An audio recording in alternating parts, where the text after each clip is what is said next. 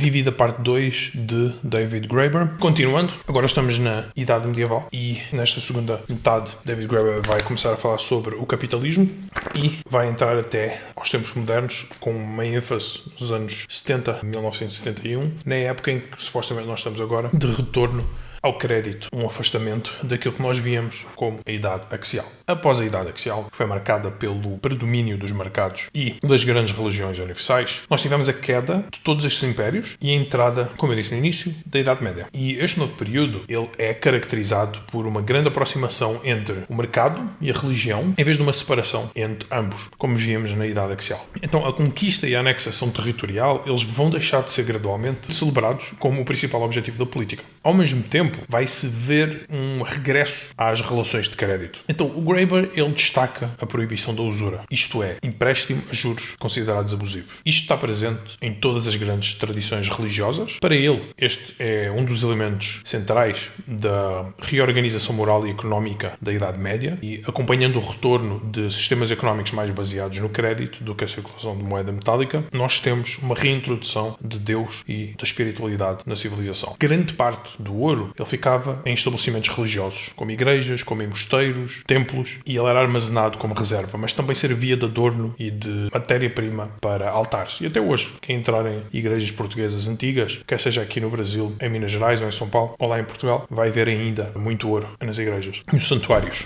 Acima de tudo, assumia a forma e a imagem dos deuses. Então, o dinheiro tinha voltado a uma forma mais holística, voltado ao divino. Então, muitas dessas igrejas e mosteiros emprestavam parte das suas riquezas para a população e o crédito voltou. Então, de certa forma, o dinheiro, com esta função mais espiritual, mais ligada ao divino, ele acaba por causar problemas aos governantes. Porque os governantes, eles, alguns ainda, queriam regressar à cunhagem e tinham ambições militares e precisavam frequentemente, como diz o Graeber, de realizar campanhas antirreligiosas, tanto na Europa quanto na Ásia. E o Graeber dá o exemplo do Harsha, que mandava profanar imagens sagradas, porque ele acreditava que neutralizava o poder simbólico delas e em seguida confiscava as riquezas dos templos e usava esse dinheiro para financiar os seus exércitos. Mais uma vez, a volta dos metais, do ouro, da prata, para financiar exércitos, para o Harsha poder saquear, violentar civilizações e conquistar. Segundo Graeber, milhares de centros budistas foram destruídos durante este processo. Ele diz que são cerca de 4.000, okay? 4.000 centros budistas. Então nós vemos esta entrada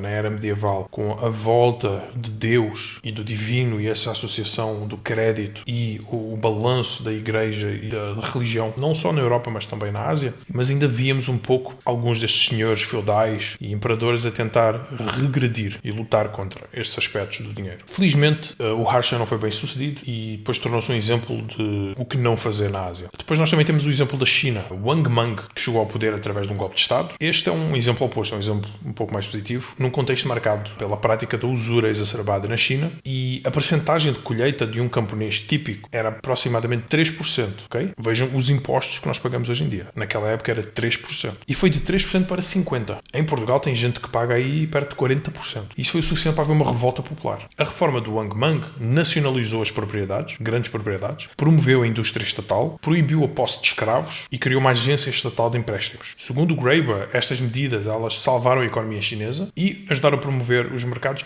Inclusive, ele diz que a China é talvez assim o melhor exemplo onde houve uma junção de Estado e mercado muito próspera durante muito tempo. Então nós vimos aqui mais uma vez um exemplo de uma era que se procurava aliviar o peso do crédito e do endividamento para com as populações e as camadas mais pobres. Estas eram vistas como medidas para estimular o mercado. Hoje em dia, nós rejeitamos qualquer tipo de ideia associada a isto. Mais uma vez, vemos cair a ideia de que o Estado e o mercado se opõem. Isto é pura fantasia. O Graeber demonstra isto muito bem no livro. Na China, nós temos outro exemplo de um Estado que promove o mercado e, ao aliviar o preço do crédito sobre os mais pobres, ele permite que o mercado funcione de forma mais produtiva, evita o seu colapso e todas estas medidas vêm de um governo confucionista. O confucionismo não pode ser descrito como uma ética, ele não é bem uma religião, mas como uma ética espiritual pró-capitalista. Mas, na prática, ele foi favorável aos mercados, porque ele sabe conviver com esta dualidade. É uma forma de governar muito semelhante ao que Graeber diz, em muitos aspectos, à Igreja Católica na Europa. Na China também temos o exemplo de um Estado forte e, de certa forma, anticapitalista. Porquê anticapitalista? Não no sentido de ser anti-mercado. O Estado chinês naquela época era muito pragmático. Inclusive faz lembrar o Estado chinês de hoje em dia. Os governantes chineses, eles recusavam-se a aliar-se aos capitalistas, consideravam-nos, em certa medida, parasitas, egoístas, antissociais, e ainda assim eles acreditavam que os capitalistas tinham habilidades que poderiam ser aproveitadas, e de forma muito semelhante. Nós vemos exatamente a mesma coisa acontecer hoje em dia, na China. Muito, muito semelhante. Um pragmatismo que, ao fim e ao cabo, eu não li nada sobre confucionismo, mas deve estar muito ligado ao confucionismo. O Graeber diz que está. Em termos confucionistas, ele deixa isto claro. Os mercados eram vistos de forma semelhante ao, por exemplo, o que se via de soldados e militares. Ou seja, os mercadores e os soldados, para o confucionismo, têm uma posição muito semelhante. Há uma equivalência entre o capitalista e o militar, no sentido em que o militar é visto como uma pessoa com uma tendência para a violência e o mercador busca apenas o lucro, egoísmo, etc. Então são ambos considerados úteis para o confucionismo, mas não podem governar. Não podemos ter capitalistas, não podemos ter militares no governo, devido às suas tendências. Eles não compreendem o que é o bem comum. Então quem deve governar é um outro tipo de pessoa. Ou seja, os soldados permanecem nas fronteiras e protegem o país. Os mercadores exercem a sua atividade, mas sem controlar o Estado. É muito interessante porque a China, de acordo com o Graeber, entrou num período de sucesso e ele diz que, na visão dele, talvez seja dos grandes impérios dessa época, o melhor exemplo de sucesso. Eu não sei quanto a isso. O certo é que a China de hoje em dia parece muito semelhante a esta China confucionista que ele descreve no livro. Outra coisa, a China manteve, de acordo com ele, o padrão de vida mais elevado durante séculos e só a Inglaterra teve um padrão de vida superior ao da China em 1820, após a Revolução Industrial. Okay? O Graeber deixa isto claro no livro. Eu achei isso muito interessante, não fazia a menor ideia. Outra nota, o confucionismo não é uma religião, ele é um sistema filosófico e ético. Depois nós temos o Islão, onde há uma passagem muito conhecida que é atribuída a Maomé, que diz: os preços dependem da vontade de Deus. Então surge uma das primeiras valorizações do mercado e do mercador e uma das primeiras ideologias populares favoráveis ao livre mercado. Esta visão ela tornou-se uma forte corrente de opinião, assim contrária às tentativas dos regimes islâmicos de controlar os preços. Havia uma hostilidade particular a tudo o que parecia ser intervenção do Estado na economia. Por exemplo, muitas pessoas elas opunham-se a obrigar os mercadores a baixar os preços durante períodos de escassez. Porquê? Na visão islâmica isso era um sacrilégio. Porquê? Mais uma vez, os preços dependem da vontade de Deus, como dizia Maomé. Então a interferência do governo para os islâmicos no mecanismo do mercado, ela era vista como um sacrilégio, uma vez que Deus já tinha determinado que os mercados se possam regular a si próprios. Isto mais tarde reflete-se na ideia da mão invisível de Adam Smith. David Graeber deixa claro, as ideias base de Adam Smith são cópias de ideias económicas do Islão, muito anteriores a ele. Então a mão invisível do Adam Smith é uma expressão da divina providência, que remonta aos tratados económicos escritos na Pérsia medieval, baseados em Maomé, na lei de Maomé. Também é importante datar, o Islão e a China desenvolveram-se neste capitalismo de crédito um pouco mais rápido do que a Europa. E aí o David Graeber começa a falar da cristandade. Na cristandade nós vamos ver uma homilia antiga chamada de Tobia de Santo Ambrósio, onde ele vai afirmar que a usura tem que ser considerada uma forma de roubo violento e até de assassinato. Então no início desta era medieval, a usura, ou seja, juros altíssimos cobrados aos pobres para endividá-los e essencialmente escravizá-los, era considerado quase um assassinato aos pobres. Então a cristandade não permitia isto. Dentro da cristandade a igreja opunha-se, segundo o Graeber, a dizer muito acerca, por exemplo, das relações de dependência feudal entre os camponeses e os senhores dos feudos, porque a igreja entendia que existia uma natureza caída no ser humano. E estas questões elas nunca seriam plenamente resolvidas enquanto nós vivêssemos no planeta Terra, isto faz parte do cristianismo, e faziam parte de problemas que são da condição humana e não têm solução. Então, apesar disso, a igreja também só punha uma visão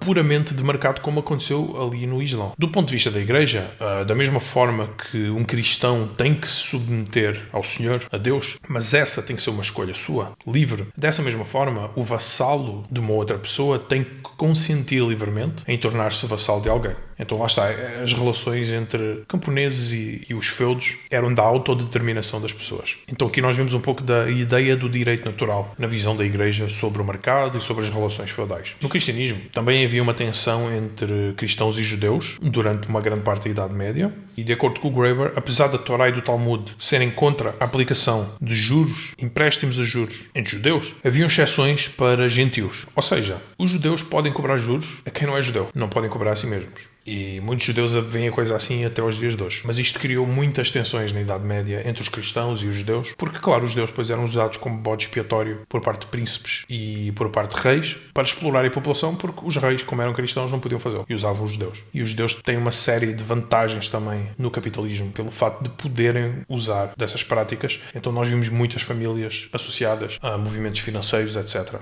E nós vemos uma relação muito tensa dos judeus nos guetos a trabalhar em conjunto com algumas, digamos, elites da nobreza, da aristocracia, por poderem fazer essas práticas. Quando havia crises, a proteção que estes mesmos príncipes e aristocratas davam aos judeus era removida. Os judeus depois eram usados como bodes expiatórios e eles eram responsabilizados pelos problemas económicos e sociais. Este antissemitismo vai criar uma série de teorias da conspiração até aos dias de hoje. Na Alemanha, a gente já sabe o que aconteceu. Depois, em 1179, a usura no cristianismo medieval passou a ser considerada um pecado grave. Qualquer usurário era excomungado e não podia ter funerais cristãos. Vários autores, inclusive, argumentam que a usura era equivalente ao roubo de posses materiais da outra pessoa. Outros diziam que era uma espécie de roubo de tempo, cobrando por algo que pertencia a Deus. Então lá está esta conexão entre o dinheiro e o divino, onde a criação de dinheiro não é algo que possa ser feito de qualquer jeito, por qualquer pessoa. Tem que ser algo cuidado com uma reverência ao divino. Depois, com a redescoberta de Aristóteles pela escolástica, ou seja, Santo Tomás de Aquino e todos os que vieram depois, Duns Scotus, etc., houve uma forte influência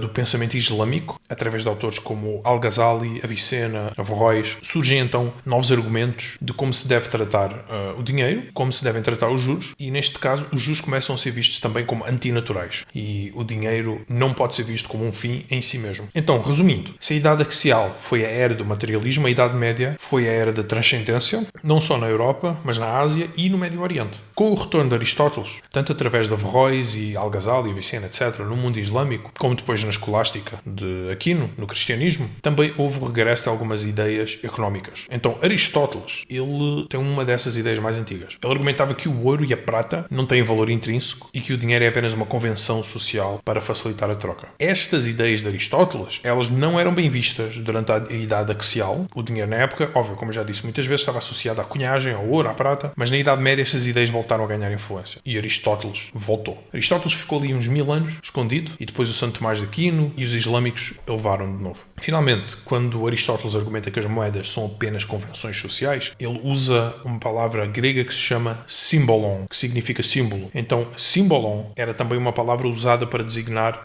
o que os gregos chamavam de talha, que é um objeto que era partido ao meio, onde se assinalava um contrato ou um acordo. Assim, a própria palavra símbolo, ela tem um passado que remonta a objetos que são partidos, são utilizados e que representam contratos e dívidas entre duas pessoas ou dois grupos. Então, nessa época, havia muitos debates filosóficos acerca da simbologia e da natureza dos símbolos, que está intrinsecamente ligada à natureza do dinheiro e dos contratos de dívida. Então, a dívida é um dos tópicos fundamentais a ser explorados na história da humanidade, sem dúvida. Finalmente, na Europa, nós temos depois o surgimento daquilo que hoje nós conhecemos como a corporação, e é um produto da Idade Média clássica europeia. Então, a ideia jurídica de que uma pessoa fictícia, ou seja, uma entidade que é vista como imortal, que pode mover processos, pode ser processada, pode possuir terras, ter a sua própria identidade, pode criar regras para as pessoas naturais que compõem essa mesma identidade. Esta ideia foi desenvolvida no direito canónico medieval por Papa Inocêncio IV, em meados do século XIII. Então, aqui nós temos os primórdios da corporação, que depois, mais tarde, vai ser um dos pilares do capitalismo moderno. Então, as primeiras entidades às quais esta personalidade fictícia, que é a corporação, às quais ela foi aplicada, foram mosteiros, universidades e igrejas. Então, a corporação era vista como um ser angelical ligado ao divino. Depois, quando nós saímos desta era e voltamos a entrar numa era de ouro, prata, violência, há uma distorção moral de novo. Então, a corporação já não é mais esta identidade angelical que tem em si o objetivo de promover o bem comum, como a universidade, como as igrejas, como os mosteiros. Mas aqui na Idade Média, de acordo com o Graeber, nós temos o surgimento daquilo que vai depois se tornar o capitalismo. Então, isto são os primórdios, isto ainda não é um capitalismo, mas são os primórdios em 1100, 1200, 1300, primórdios do capitalismo. Depois, ele dá os exemplos dos descobrimentos. Ele fala de um espanhol que se chama Hernán Cortés, que é um conquistador, e ele ajudou a destruir o Império Azteca. Como é que o Cortés fez isso? Com um capital que financiava as expedições. Este capital vinha de centros financeiros como Génova, na Itália. É aqui que surge o capitalismo. Então, estes são os primórdios. Porque o que é o capitalismo? É a relação entre por um lado, um aventureiro ousado como Cortés, ou um apostador que vai tomar todo o risco, conquistadores, Vasco da Gama. Do outro, nós temos o financiador criterioso, cujas operações dele são cuidadosamente planejadas para produzir crescimento estável, previsível, matemático, crescimento rentável. Então, para o Graeber, este é o cerne do capitalismo. Esta estrutura continua presente até hoje. Por exemplo, no Vale do Silício nós temos capital de risco, ou venture capital, que financia empresas. Depois nós temos os empreendedores e os desenvolvedores que criam as tecnologias, as aplicações que usamos. Em muitos casos, uma parte significativa do risco, se não a maioria, acaba sendo transferida para os investidores, especuladores, que financiam esses projetos. Ou seja, eu e tu. Na época, quem tomava todo o risco era o próprio descobridor. Hoje em dia, quem toma todo o risco, ele é diferido para a população de forma geral, porque o próprio capitalista não quer tomar risco. Ou seja, capitalismo para vocês, socialismo para mim. Então nós vemos ações como, por exemplo, hoje em dia, Tesla sendo lançadas a trilhões de capitalização de mercado. Ou seja, os investidores não querem correr risco. Pões um preço lá em cima, vocês, o mercado, os pobres, vocês que corram o risco de tentar precificar isto. Depois o David Graeber continua no século XVI, com João Calvino. O João Calvino, um movimento protestante, ele vai rejeitar a proibição tradicional da usura. E isto insere-se numa tendência mais ampla de questionamento da proibição dos juros. Ela começou com Lutero, Martinho Lutero, e por outros reformadores também, embora o Lutero continuasse bastante crítico ainda à usura. Calvino ele vai dar um passo além ao defender que a cobrança de juros, desde que moderada e dentro de certos limites, ela não é um pecado em si mesma. A Igreja Católica opôs-se durante muito tempo à aceitação dos juros, mas ao longo dos séculos ela acabou de dizer que os juros têm alguma legitimidade e podem ser aceitos em algumas circunstâncias, mas ela sempre teve com um pé atrás, enquanto que os protestantes acabaram por aceitar estas práticas da usura. O que nós vemos nesta nova era é a história de uma economia de crédito que foi convertida em uma economia de interesse. O que é o interesse? Ou seja, o crescimento dos juros e pôr o dinheiro a render. Ou seja, tudo aquilo que antes era proibido. Ou seja, uma transformação gradual de toda a rede moral pela intrusão do poder impessoal do Estado. Este poder impessoal do Estado corroeu moralmente tudo aquilo que tinha sido construído ali na Idade Média. Então, o que é que nós vemos? É a questão do interesse próprio, que começou a ser descrito ali por volta de 1500. O conceito de interesse próprio, ele vem da ideia de amor próprio em Santo Agostinho, e ele é uma perversão de Santo Agostinho. Então nós já vemos aqui um certo declive moral a acontecer. Para o Santo Agostinho, o amor de Deus, de acordo com o Graeber, com o que ele diz aqui, o amor de Deus ele leva-nos à benevolência para com os nossos companheiros. O amor próprio, em contrapartida, ele é uma espécie de inversão deste amor de Deus, porque ele se refere ao fato de nós sermos todos, desde a queda, pecadores, imperfeitos, temos desejos que são insaciáveis, que são infinitos, etc. Então, a palavra amor, ela foi substituída por interesse. E o que é o interesse? Ele é a demanda de que o dinheiro nunca deixe de crescer. Então, há uma queda na moralidade muito grande na Europa. E nós vemos isso principalmente na Inglaterra e nos países protestantes, os países que aceitaram a reforma.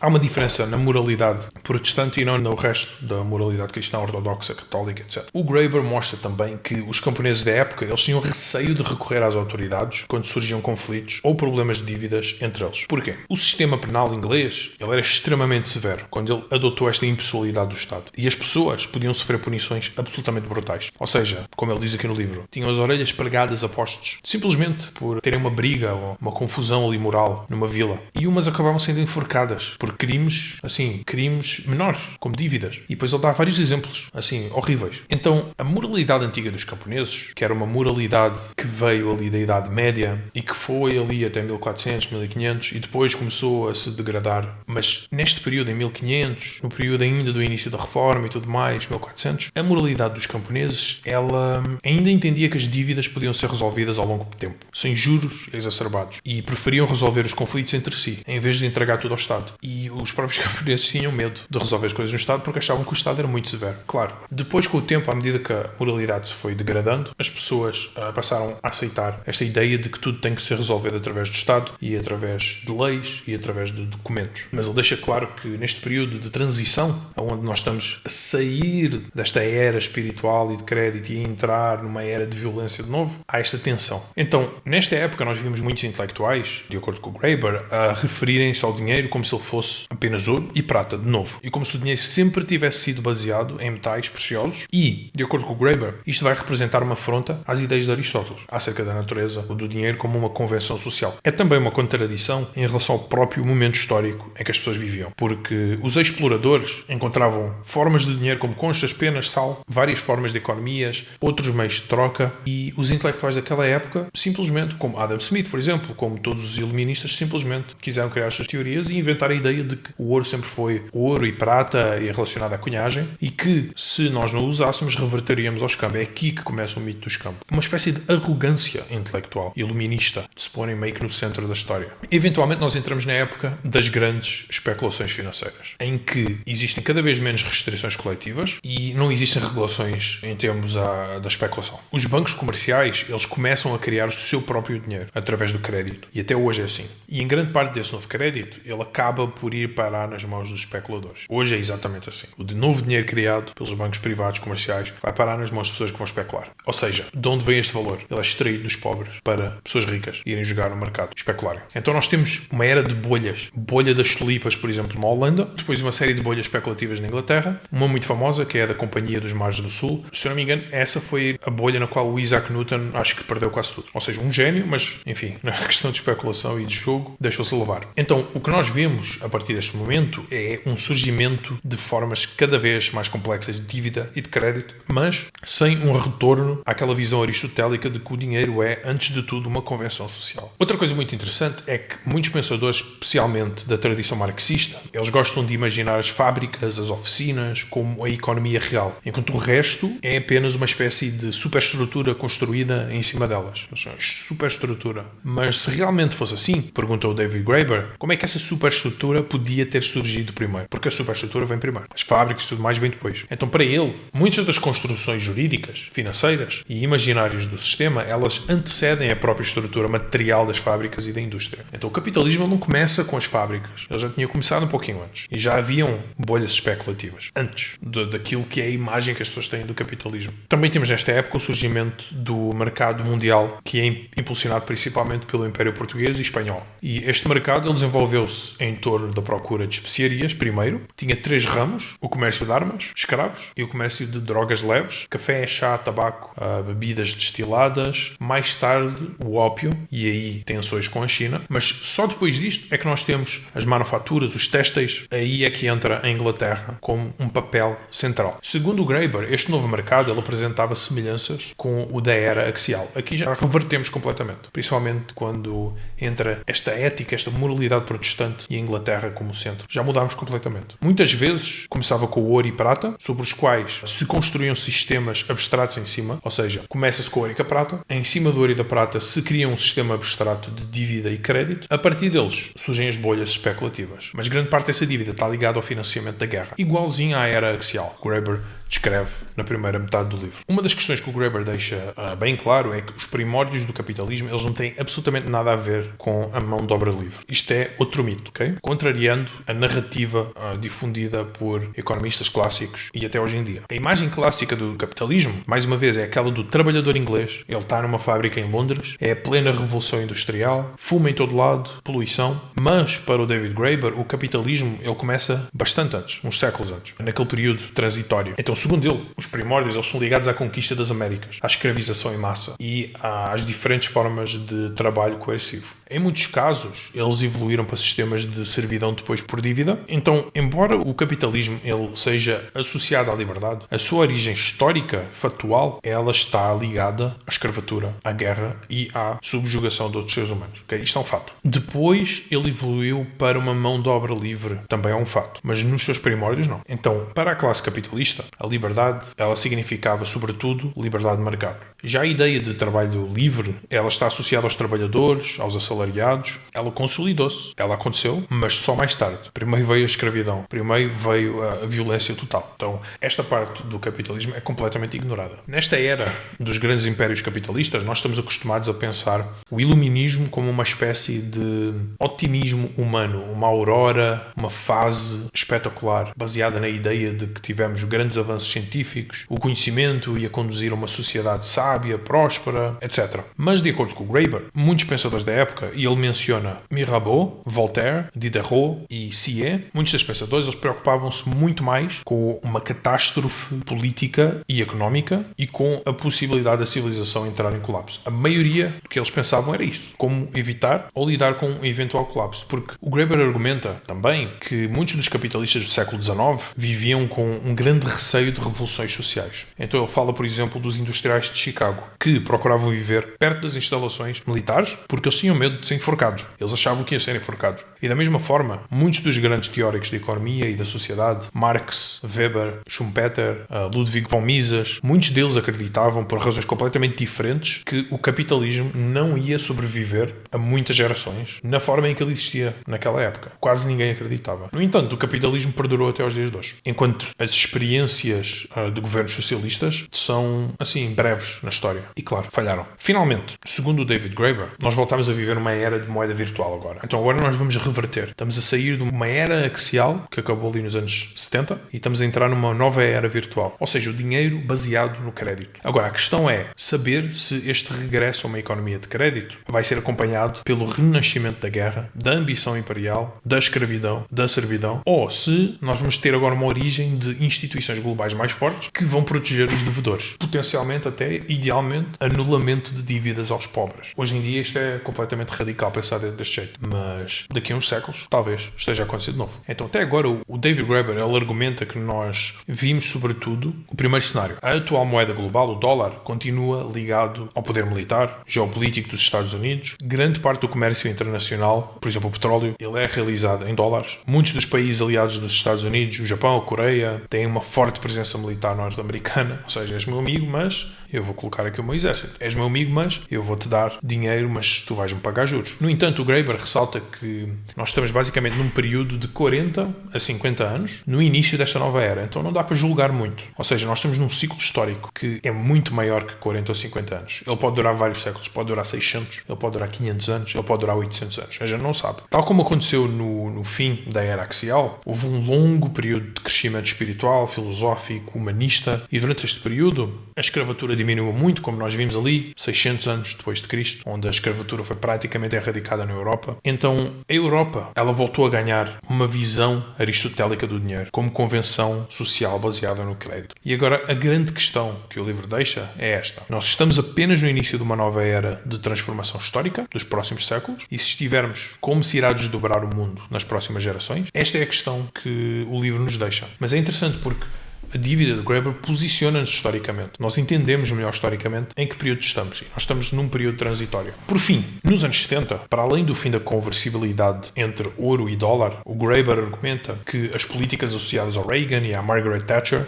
elas contribuíram para uma desconexão entre a produtividade e os salários. Qualquer pessoa que pegue em qualquer gráfico produtividade e salários vai ver a produtividade nos Estados Unidos e os salários sobem, chega nos anos 60, a produtividade continua a subir, os salários mantêm-se. Então, se nós observarmos estes gráficos, há um problema ali grave, de estagnação. Esta tendência ela é acompanhada pelo retorno ao que se chama monetarismo, que é uma doutrina de política económica que se deve concentrar no controle da oferta monetária. Ou seja, o dinheiro tem que ser tratado como algo escasso. Ele já não está ligado ao ouro ou a nenhuma outra mercadoria, mas eles têm que agir como se o dinheiro fosse um recurso escasso. Ou seja, ainda não estamos naquele ponto de consciência global, digamos, onde se pode anular as dívidas dos mais pobres. Ainda não chegámos aí. Com o tempo, a financiarização da economia fez com que uma parte crescente do capital investido se desligasse completamente da produção e do comércio. Então, o dinheiro, cada vez mais, ele é um instrumento da especulação, desde os anos 70 até hoje. Uma desconexão total da realidade. Qualquer pessoa que tenha dinheiro investido sabe disso. A SpaceX a $1 trilhão.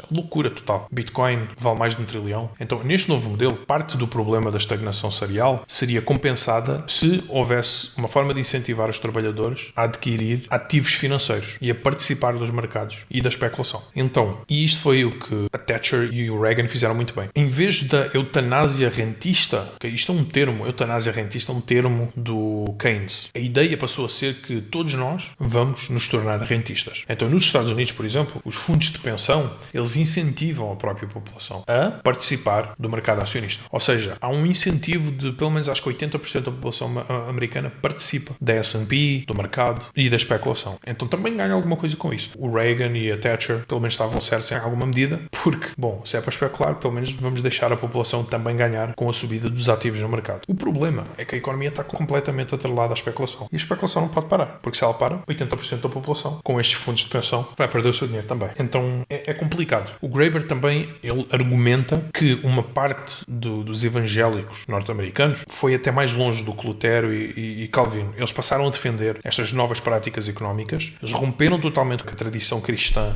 da usura, e para estes movimentos a criação de riqueza e de dinheiro, ela é vista como uma espécie de dádiva ou bênção de Deus. Tem toda uma teologia da prosperidade, que é uma coisa assim horrível, e nós vemos isso aqui no Brasil. Pablo Marçal e tudo mais, que é um horror aquilo, é cómico até, mas reflete uma ideia de que a prosperidade material, ela é um sinal de favor divino. Então uma inversão total dos valores cristãos e de todo aquele trabalho espiritual que tem acontecido previamente. Estes são os dilemas que David Graeber nos deixa no seu livro Dívida. O livro, ele é muito interessante. A perspectiva de um antropólogo sobre a economia é muito diferente da de um economista, mas ele traz-nos verdades e novos factos que são incontestáveis acerca do que é o dinheiro e como é que ele surgiu. Eu recomendo este livro a qualquer pessoa que queira entender um pouco mais a antropologia, o ser humano e principalmente a nossa relação com o conceito de dívida. É muito mais complexa do que se possa imaginar. E é isso. Obrigado e até à próxima.